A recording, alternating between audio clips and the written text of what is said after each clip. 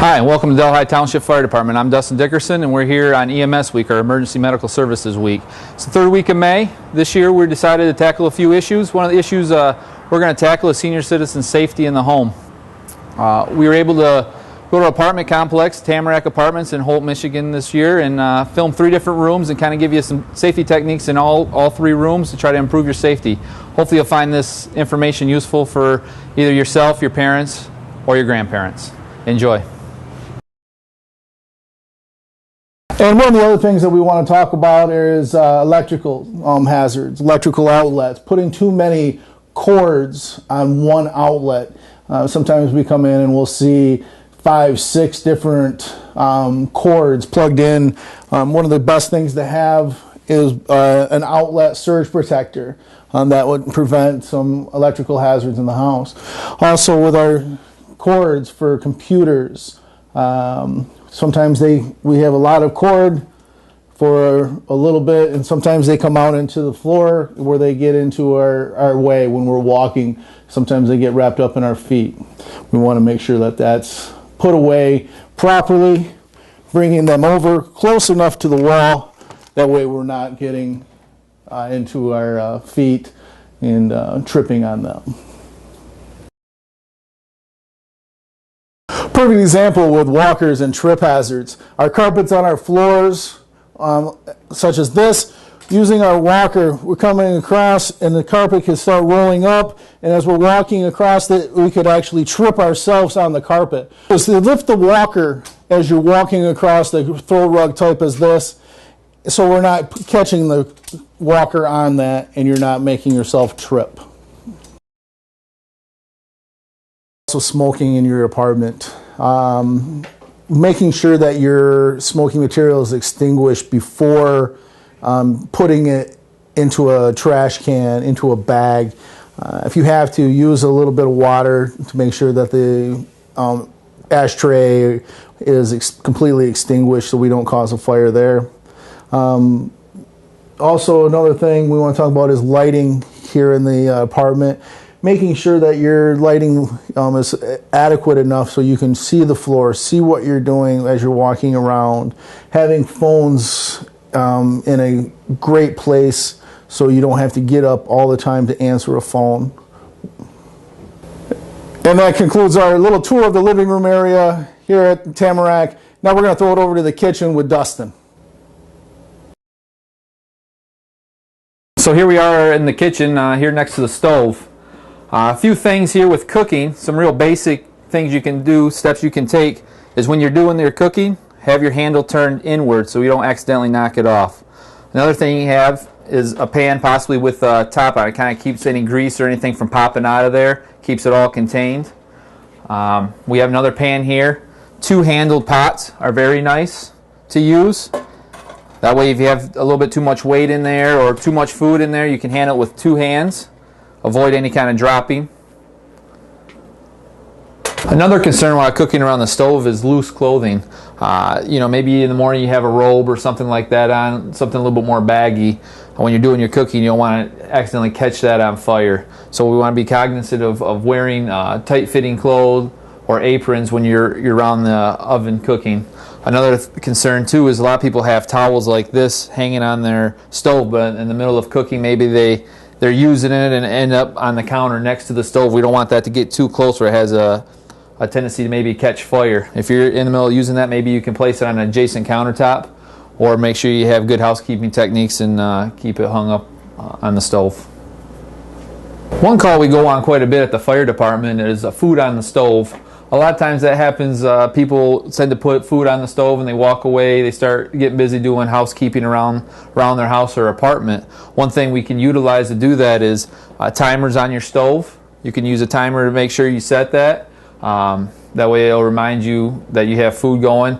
Some other techniques people say is take a wooden spoon with you wherever you're going around the house to try to help remember that you are cooking in the house or apartment, and it'll remind you to get back to what you're doing. That way we don't have the situation where the food catches on fire and dinner's ruined.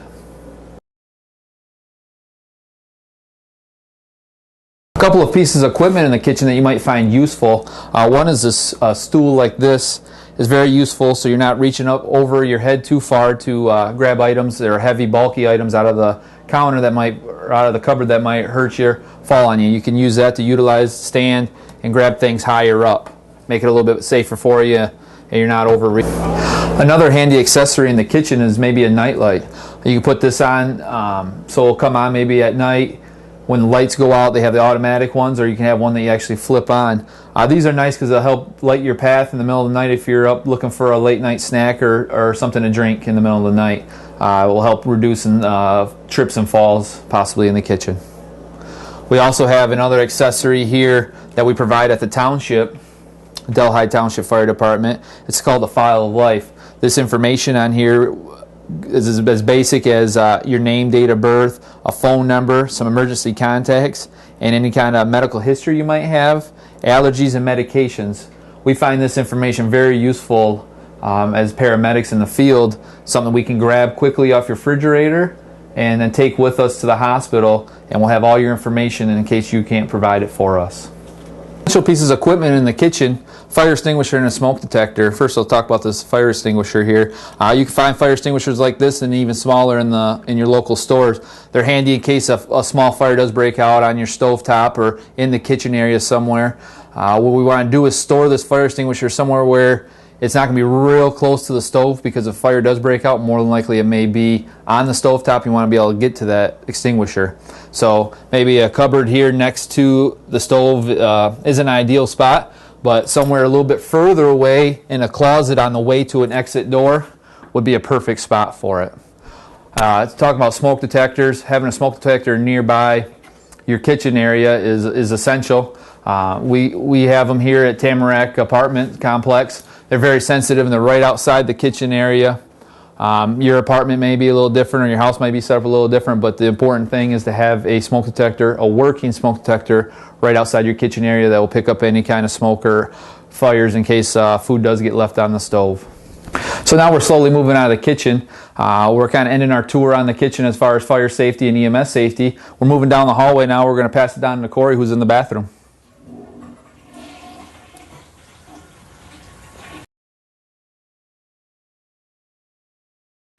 Thank you, Dustin. Bathroom safety really does start outside of the bathroom.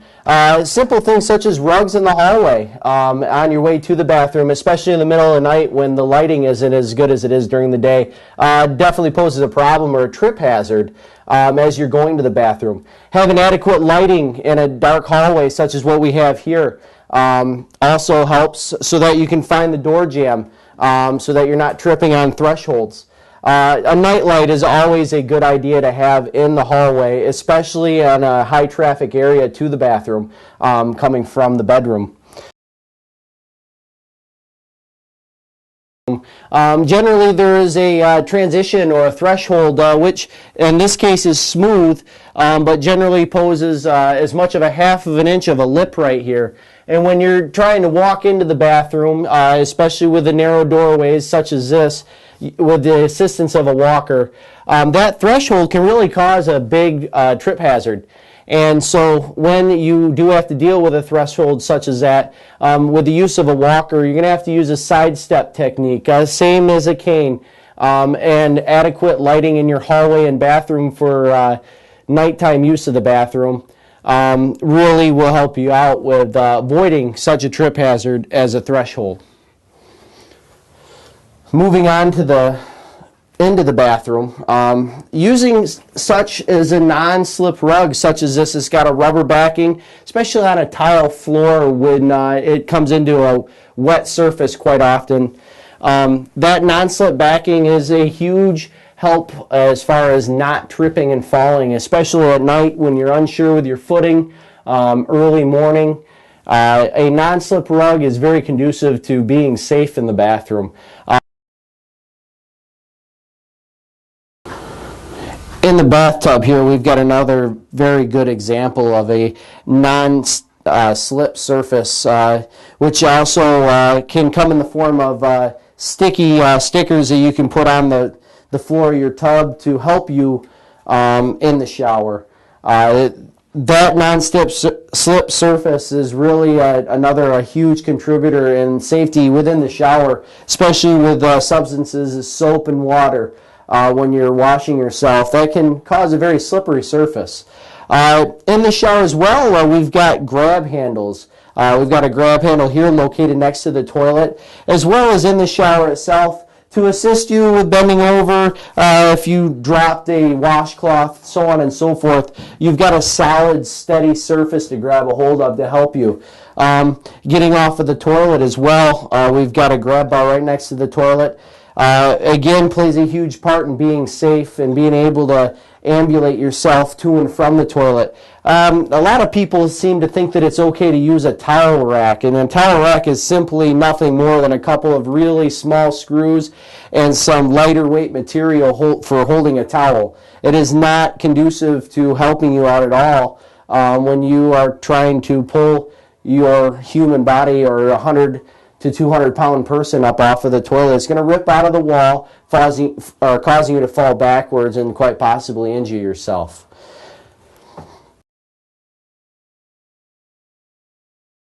We have here an appliance for the toilet that is made for individuals who have a hard time getting up from the seated position. It's an elevated toilet seat, and this in particular has some really nice features with it. It's got grab handles on the side to help assist you to get from the sitting position to the standing or vice versa.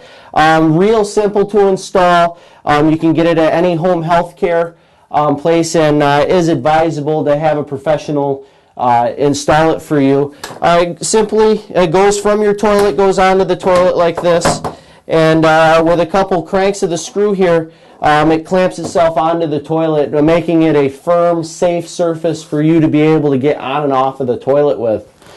Secondly, we're going to move on to the shower platform. For those of us that are not able to stand and take a shower, this, in conjunction with a removable shower head, really is a very nice thing to have, so you can sit down and take a shower and not have to worry about standing and losing your balance. Using a platform such as this, which is adjustable to fit virtually any tub possible, with your shower grab bars, is really going to make your bathroom experience, as well as any of these the appliances that I talked to you about today, is going to make your bathroom experience safer. And this concludes my segment on bathroom safety. I hope that you have really taken from this a couple ideas to make your bathroom a safer and more useful room for you, and also to bring to you some common hazards that you can look out for. I really do appreciate you spending your day with us today, and I hope that you did actually get something from our demonstration. This concludes our demonstration for EMS Week 2012. From Dustin, Chris, and myself, thank you. Thank you.